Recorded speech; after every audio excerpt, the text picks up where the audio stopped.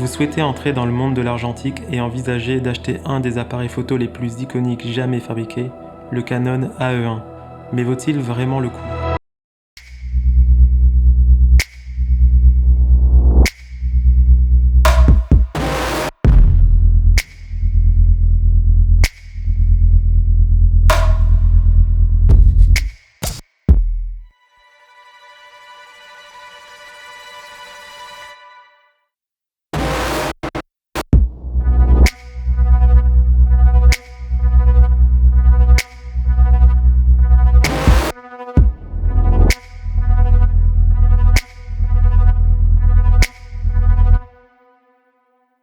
Le Canon AE1 est un appareil photo 35 mm de type réflexe sorti en 1976. À l'époque, il a connu un énorme succès commercial et s'est écoulé à des millions d'exemplaires à travers le monde. Un succès qui s'explique notamment car il a été le premier réflexe de Canon à proposer une version semi-automatique et équipée d'un microprocesseur. Quelques années plus tard, la version AE1 Programme vient remplacer le AE1, mais il s'agit juste d'une version légèrement améliorée du AE1 avec un mode tout automatique. La version AE1, elle, possède uniquement un mode de priorité vitesse. Pour l'activer, il suffit simplement de tourner la bague sur l'objectif et de le mettre sur la position A. L'appareil va maintenant choisir automatiquement une ouverture du diaphragme en se basant sur la vitesse que vous aurez choisie, les ISO du film et la luminosité de la scène. Et inversement, dès qu'on quitte la position A, l'appareil repasse totalement en manuel et c'est à nous de choisir une vitesse et une ouverture du diaphragme en se basant sur ce que l'appareil nous donne comme indication dans le viseur.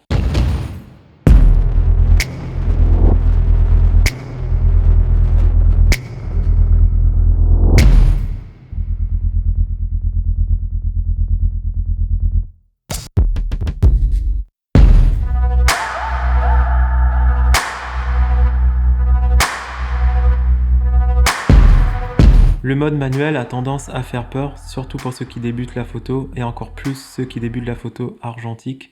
Personnellement, c'est un mode que je recommande car pour moi c'est l'une des meilleures façons de progresser et de se familiariser avec le trio vitesse, ouverture et ISO.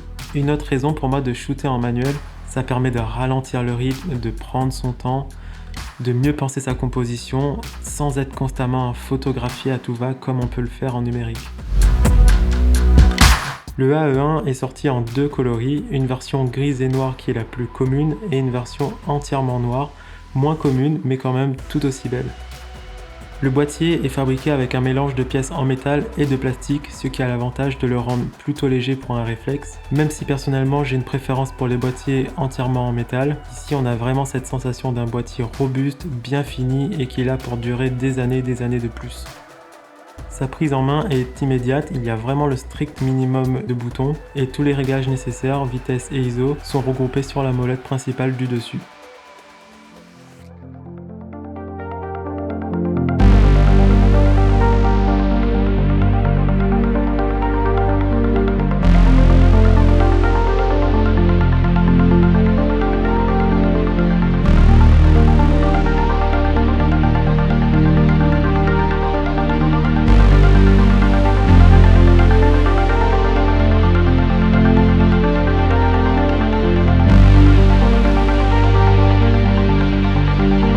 Le AE1 utilise une monture FD avec une gamme très large d'objectifs et surtout de très bonne qualité. Pour les focales les plus classiques, elles sont trouvables assez facilement et à des prix très corrects. Par exemple, un 50 mm 1.4 est trouvable en bon état à environ une cinquantaine d'euros. Il y a eu une évolution de la gamme FD avec une seconde génération appelée NFD pour New FD. Optiquement parlant, les deux versions sont très similaires. Le changement principal se fait au niveau des matériaux de fabrication. La version FD est toute en métal et le système de fixation de l'objectif au boîtier se fait à l'aide d'une grosse bague de verrouillage, alors que la version NFD a abandonné le métal pour beaucoup plus d'éléments en plastique, ce qui le rend aussi beaucoup plus léger, et le système de fixation a été remplacé par un système beaucoup plus classique tel que l'on connaît sur les objectifs modernes.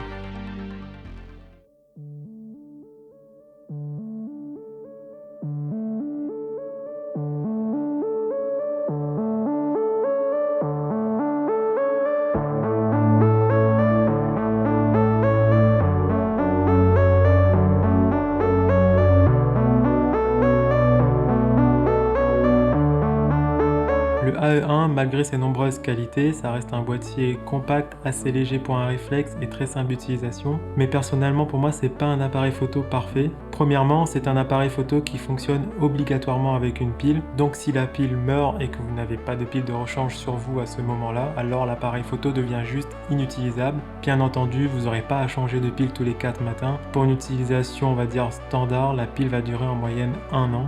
Le second point négatif pour moi, c'est que c'est un appareil avec de l'électronique à l'intérieur, donc il y a des probabilités que l'appareil puisse mourir du jour au lendemain. C'est quand même quelque chose à garder à l'esprit quand on souhaite acheter un appareil aussi vieux et avec de l'électronique.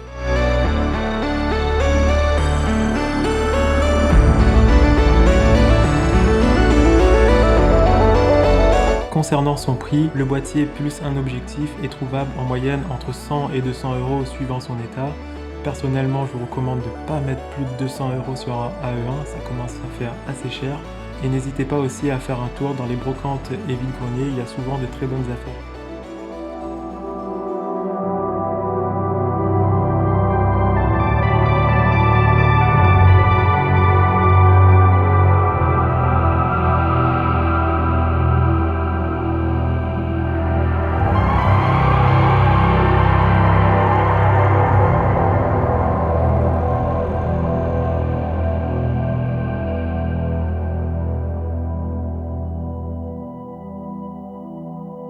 Au final, est-ce que je recommande le AE1 pour débuter l'argentique? Clairement, oui, à 100%. Il est compact, super beau avec son look vintage et très simple d'utilisation. Mais c'est un boîtier qui ne va pas correspondre forcément à tout le monde. Certains préféreront peut-être un boîtier avec des fonctionnalités supplémentaires comme la priorité d'ouverture ou le mode tout automatique. Mais dans tous les cas, si le mode manuel vous intéresse, alors oui, le Canon AE1 est fait pour vous.